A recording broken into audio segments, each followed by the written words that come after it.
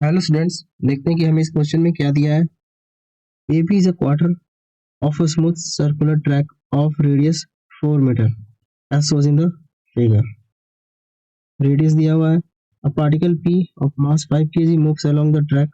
अब इस ट्रैक में जो है मूव कर रहा है, ये ट्रैक है under the action of following forces.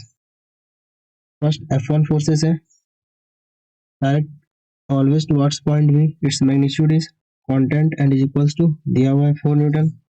फिर F2 एक फोर्स है, F3 फोर्स है, ठीक है। If the particle starts with speed 10 meter per second, what is the speed of B?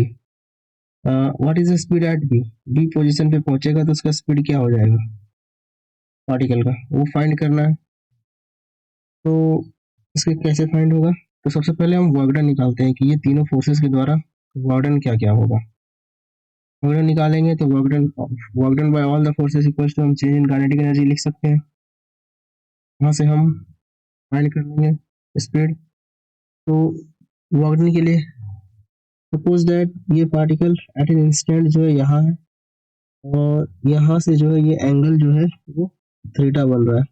ये कितना हो जाएगा 90 माइनस थीटा, ये 90 माइनस थीटा होगा। और ये हमारा इक्विलेटरल ट्रायंगल है, ये आर है तो ये भी आर है, सॉरी आइसोसेलेस ट्रायंगल है, ये आर है ये आर है, दोनों साइड जो है वो सेम है। तो ये एंगल कितना हो जाएगा, ये हो जाएगा pi by 4 plus theta by 2, ये हो जाएगा। और ये एंगल जो है वो अल्फा है, ठीक है। तो अल्फा इक्वल्स टू क्या हो जाएगा, अल्फा इक्वल्स टू हो जाएगा pi by 4 minus theta by 2, ये हो जाएगा।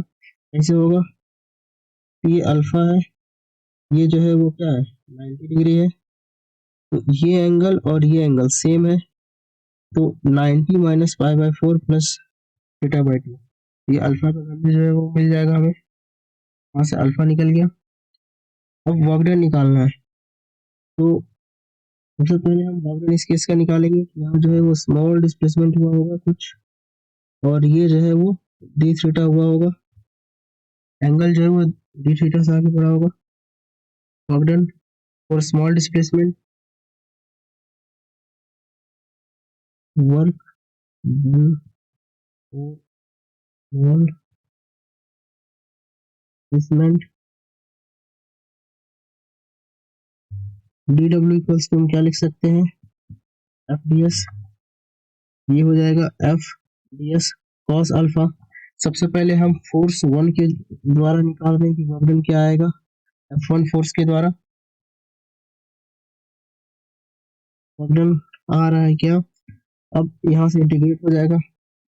W जो है निकालेंगे तो इंटीग्रेट करना पड़ेगा कहाँ से, पाई बाई 2 तक, क्योंकि ये जो है वो जीरो एंगल है और ये जो है पाई बाई 2 है।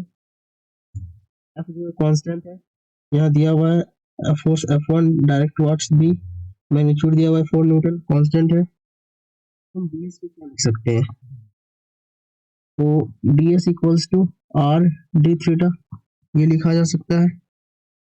तो ये हो जाएगा r cos अल्फा का, तो cos pi by 4 minus theta by 2, और यहाँ पर क्या हो जाएगा ये d थीटा, ये हो गया क्या एफ आर cos का integration sine pi by 4 minus theta by 2, और ये माइनस हाफ, और ये कहाँ से कहाँ इंटीग्रेट हो गया, लिमिट जो है वो 0 से पाई बाई 2 पुट कर दिए, तो ये आ जाएगा √2 एफ आर। तो यहाँ से जब हम इसे वैल्यूज पुट करेंगे तो √2 इंटू 4 इंटू, क्योंकि ये हमारा जो है वो फोर्स कितना दिया हुआ है 4 न्यूटन दिया हुआ है, और रेडियस कितना है पाथ का 4 मीटर, तो 4 इंटू 4 इक्वल्स टू 16 √2, ये आ गया। ये work done bye F1 force आया। अब हम निकालते हैं work done bye F2 force. तो F2 force is directed along the instantaneous tangent to the circular track है। its मैग्नीट्यूड दिया हुआ है 20 माइनस एस। तो वर्क डन कैसे निकलेगा, तो डी डब्ल्यू जो हो जाएगा वो हो जाएगा एफ डी एस कॉस यहाँ 0 डिग्री होगा, क्योंकि मेरा जो डिस्प्लेसमेंट का डायरेक्शन है और फोर्स का डायरेक्शन है दोनों सेम है। मेरा फोर्स भी यही डायरेक्शन में है, डिस्प्लेसमेंट भी यही डायरेक्शन में है, दोनों के बीच एंगल 0 है। ये हो जाएगा एफ यस। तो W इक्वल्स टू क्या हो जाएगा, इंटीग्रेशन, अब 0 से लेकर कहाँ तक होगा, ये पाई r/2 तक होगा, क्योंकि सरकमफेरेंस ऑफ अ सर्कल में है, तो यहाँ क्वाड्रेटिक सर्कल है, तो पाई r/2। और ये कितना दिया हुआ है यहाँ पे, ये दिया हुआ है 20 माइनस एस, तो यहाँ हो जाएगा क्या 20 माइनस एस ds, ये हो जाएगा। अब यहाँ पे जो है वो इंटीग्रेट करते हैं, तो 20s minus S square by 2 और लिमिट 0 से लेकर पाई r/2 तक, यहाँ तक हो जाएगा। नेक्स्ट पेज में आते हैं, तो यहाँ हम क्या लिख सकते हैं, ये लिख सकते हैं 20 पाई r/2 minus pi square r² divide by 4, ये लिखा जा सकता है।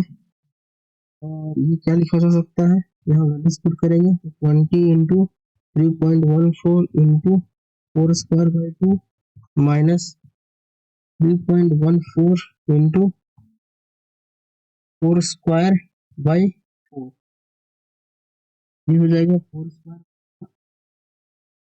तो ये कितना आ जाएगा, ये 126.8 माइनस 39.44 आ जाएगा, और ये हो जाएगा 87.36, इतना जूल आ गया। ठीक है, तो आते हैं वर्क डन बाई 3, यानी कि F3 के द्वारा जो वर्क डन है, F3 के द्वारा जो वर्क डन है वो क्या आएगा, देख लेते हैं एक बार फिर से। तो हॉरिजॉन्टल फोर्स F3 है और मैग्नीट्यूड जो है वो 25 न्यूटन है। F3 जो है ये हॉरिजॉन्टल फोर्स लग रहा है, एक ही डायरेक्शन में लग रहा है, वो डायरेक्शन जो है वो चेंज नहीं हो रहा है इस फोर्स का, और ये 25 न्यूटन लग रहा है। तो इसको हम कैसे लिख सकते हैं, ये equal to F dot S होगा, और ये एफ एस लिख सकते हैं डायरेक्ट, और ये एस ना लिख के आर हो जाएगा, क्योंकि हमेशा एक ही डायरेक्शन में लग रहा है।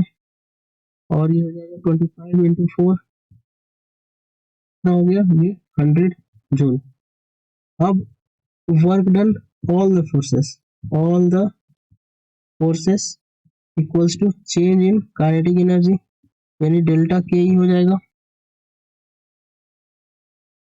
डेल्टा के ई। तो फर्स्ट फोर्सेस कितना आया था, 16√2 प्लस 87.36 प्लस 100, और ये इक्वल हो जाएगा, यानी कि हाफ एम वीबी का square minus half M VA का स्क्वायर। और क्वेश्चन में हमें गिवन है वीए का जो वेलोसिटी है वो वेलोसिटी है कितना, 10 मीटर पर सेकेंड, ये हमारे क्वेश्चन में गिवन है, ये इस जगह गिवन है, यहाँ की speed of V is 10 metre पर सेकेंड। सारे वैल्यूज हम पुट करते हैं, तो ये आ जाएगा 2 इंटू, इस सारे को ऐड करेंगे तो कितना बचे, कितना हो जाएगा, ये तीनों को ऐड करने के बाद